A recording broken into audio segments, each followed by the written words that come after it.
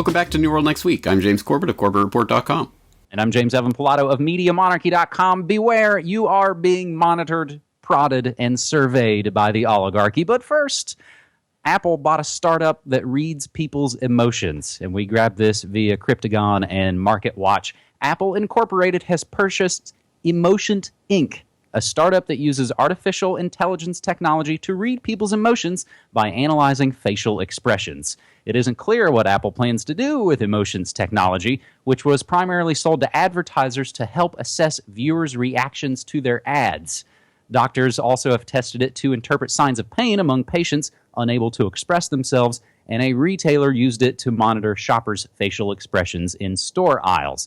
The company had said improving image recognition, James, is a hot topic in Silicon Valley, where Apple rivals Facebook and Alphabet Inc.'s Google, which made me run to go search. Oh, that's right. Google created some new holding company. So there's actually something above Google called Alphabet Inc., which, you know, I love to slip in a Simpsons reference. It's sort of like Mr. Burns putting a parakeet in charge of the nuclear plant. Oh, no, I don't run this. The bird does.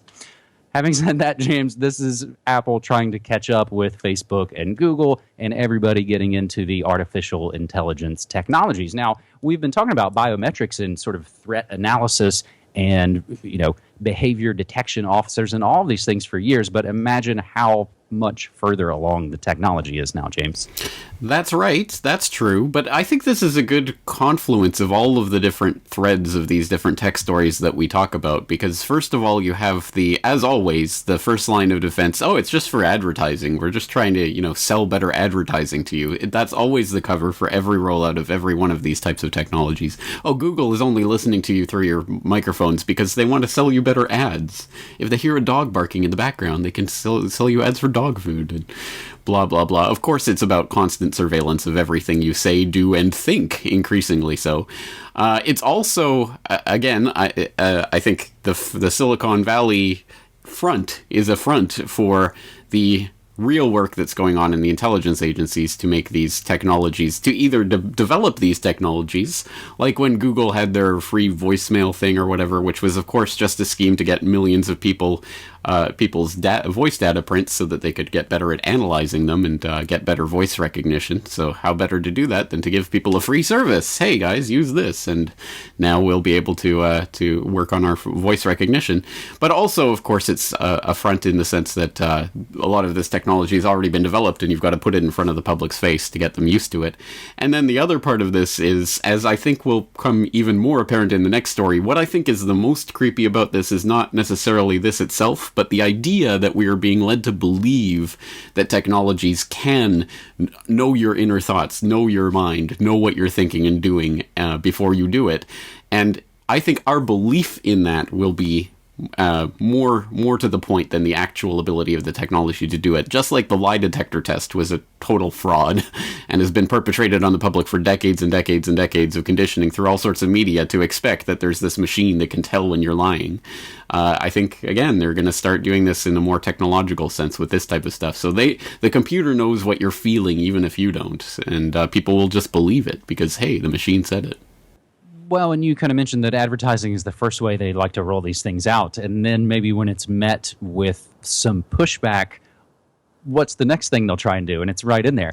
Doctors have also tested it to interpret signs of pain among patients. No, it's just for the medical thing. So, you know, when they talked years ago about wanting to implant people, you don't want your grandma wandering around with dementia and getting lost. They'll use sort of the health angle, because what kind of monster would speak out against, obvious health benefits, James? But you mentioned our second story, and it is quite the threat. Beware, your threat score is being calculated. And we can grab this via Zero Hedge and the Washington Post. Zero Hedge notes first that when it comes to life on planet Earth in 2016, it increasingly feels as if we are all livestock being monitored, prodded, and surveyed by the oligarchy and its minions. The latest example revolves around a software program for police called Beware, developed by Intrado, which consists of a secret algorithm that determines an individual's threat threat levels based on a multitude of unknown factors. All right, okay, so secret algorithms and unknown factors. I'm ready to sign up. Does it work? Does it violate civil liberties? Is there any public debate? These questions and more addressed in a recent Washington Post article, and here are a couple of excerpts from that. As a national debate played out over mass surveillance by the National Security Agency, a new generation of technology, such as the Beware software being used in Fresno, California, has given local law enforcement officers unprecedented power to peer into the lives of citizens. They should just go ahead and call them civilians. Police officials say such tools can provide critical information that can help uncover terrorists or thwart mass shootings, ensure the safety of officers and the public, find suspects, and crack open cases. They say that last year's attacks in Paris and San Bernardino, California, have only underscored the need for such measures. But the powerful systems also have become flashpoints for civil libertarians and activists who say they represent a troubling intrusion of privacy. They've been deployed on the public with little public oversight and have potential for abuse or error. Some say laws are needed to protect the public. In many instances, James, people have been unaware that the police around them are sweeping up information, and that has spawned controversy. Planes outfitted with cameras filmed protest and unrest in Baltimore and Ferguson, Missouri. For years, dozens of departments use devices that can hoover up all cell phone data in an area without search warrants. Authorities right here in Oregon, are facing a federal probe after using social media monitoring software to keep tabs on Black Lives Matter hashtags. Jennifer Lynch, senior staff attorney at the Electronic Frontier Foundation, said, quote, "This is something that's been building since September 11th. First funding went to the military to develop this technology, and now it's come back to domestic law enforcement. It's the perfect storm of cheaper and easier to use technologies and money from state and federal governments to purchase it." We've got a couple of other links because this article did make the rounds, and there are lots of different sources for it. So again, everything we say and play here on New World Next Week will be in the show notes for you to go do more research for yourself. But James, Beware, what is your threat score, you think? I don't even want to venture to guess, but I think this is the flip side of what we saw recently on that reporting about Sesame Credit and the Chinese government's game to get a good social credit score with the Chinese government. That's kind of that makes it into something fun and a game, and you can get better and you can get rewards from the government for playing their game and jumping through their hoops. And this is that's the kind of Huxley Brave New World side. This is the Orwell 1984 boot on the face side. If your score is this is a score for how big of a threat you are, and look at all the punishments that are going to come. So it's the carrot and stick, and I think both are going to be used in both China and the US and everywhere else eventually, but this is again just indoctrinating the public to it. But again, I think this is an extension of what I was talking about in that first story, is that again, people are going to be led to believe that some sort of computer algorithm or some threat matrix or whatever can give you some number that's going to be your threat score, and everything's going to come down to that score. And just like everything else with security theater, it's security theater. They flip the switch when you go through the metal detector if they just want to frisk you, and they'll just give you a bad score if they want to give you a bad score. So I don't think there's anything really behind this. I think it's the Wizard of Oz, and it's just the little man behind the curtain. But again, people are just being trained to believe in it, and I think that's the scariest part. And if and when and as that rolls out in a serious way, and people just come to live with the idea that they've got this score, and what's your score? What's my score? Look at his score. It will become a socially self-enforcing tool, and that, I think, is the scariest part of it, more so than the technology that does or doesn't really underlie this. Well, and that's a great point you make, sort of about the Sesame game and the Beware score being the carrot and stick way to sort of get people. That I know back years ago, doing my communications and research there, reading Marshall McLuhan kind of talked about, well, that's what television is. You sit down and watch the news and you'll see murder and crime and threats.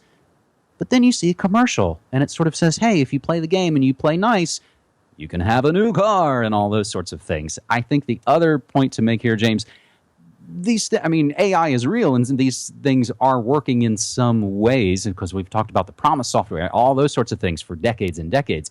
The catch, I think, for us is it'll work some, but it'll work for them. They'll know when to pull all their money out of the stock market or pull their tanks from somewhere. But it's never going to help us because they're never going to stop any mass shooting BS type of event. They're only going to save their own butts. So having said that, James, we'll move to our third and final story of a tech-packed episode 255 of New World Next Week. The CIA-backed startup Crystal Ball that's taking over Palo Alto. We'll take this via Activist Post and CNBC. Downtown Palo Alto, the heart and soul of Silicon Valley and former home to the aforementioned Google and Facebook and PayPal, is slowly turning into a scene out of Lord of the Rings. Palantir Technologies, a highly secretive software developer whose name is derived from a magical crystal ball in J.R.R. Tolkien's fantasy novel, has been gobbling up real estate in the upscale home of Stanford University and, according to critics, uprooting a vibrant startup ecosystem in the process. Now, James, this CNBC article goes on and on and on and on and doesn't really say much of anything. It's got pages seemingly just about the real estate issues. But again, the articles are there for people to read. But we continue by noting Palantir is notorious for its secrecy, and for good reason.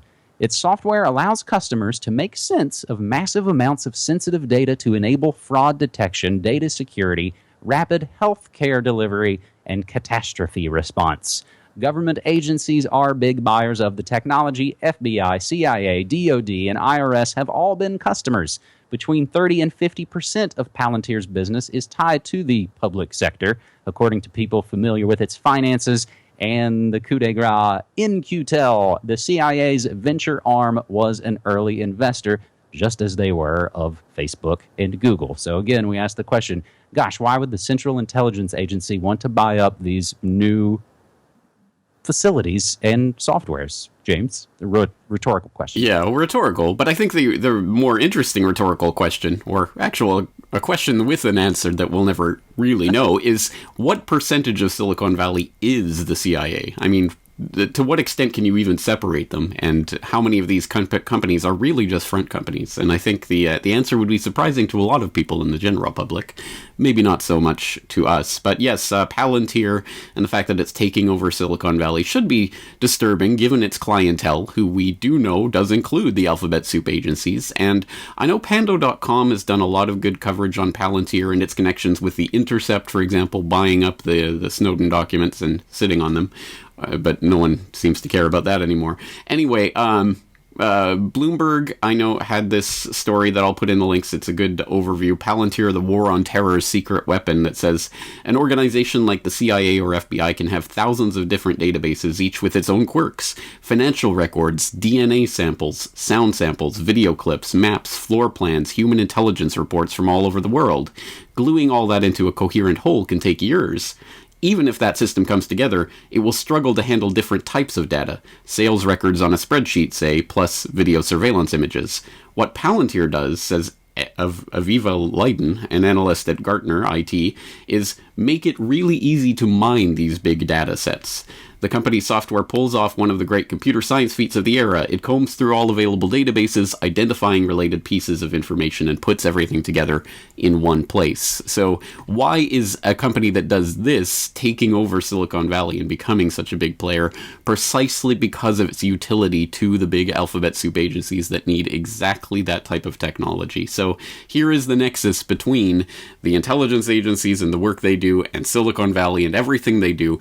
And I think the fruit of this that we see in the general public is Apple and Microsoft and all these fancy gadgets and googads that we can play with, our fondle slabs. Oh, look how fun it all is.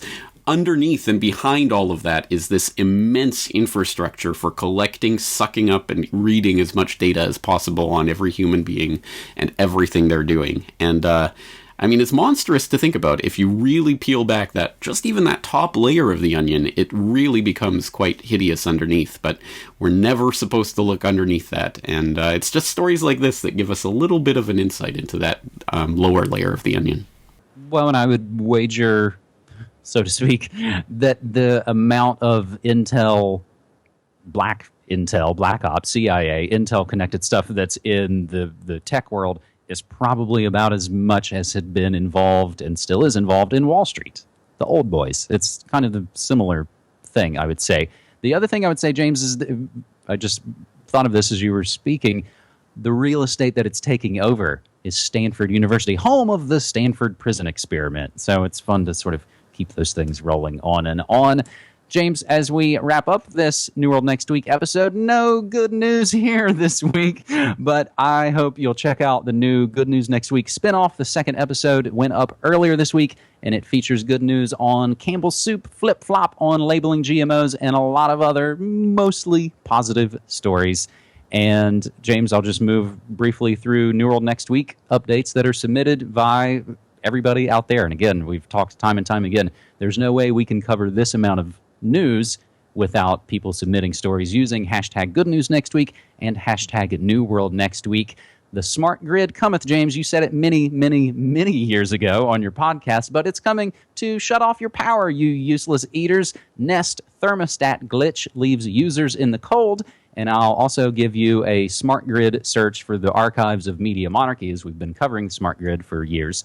The same teenager who claimed a hack of CIA head John Brennan has now also hacked DNI head Clapper as well. And the world's most powerful drug lords eclipsed by CIA black ops, even ones that maybe hang out with celebrities and or maybe connected to the aforementioned company.